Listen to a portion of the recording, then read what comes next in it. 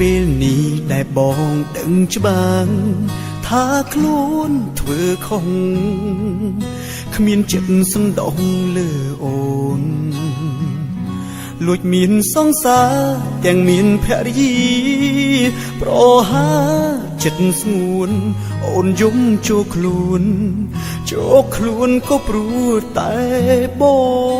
ងយូរណាស់មកហើយដែលបងតាក់ទងនឹងគេតាំងពីបងនឹងមីគ្មានទេអពាពីងពីតែក្នុងរឿងនេះរូបស្រឆវីពុំងាអូនក៏ដឹងហើយតែបងសូមឆ្លើយឈប់ហើយឈប់ស្នេហ៍គេនោះ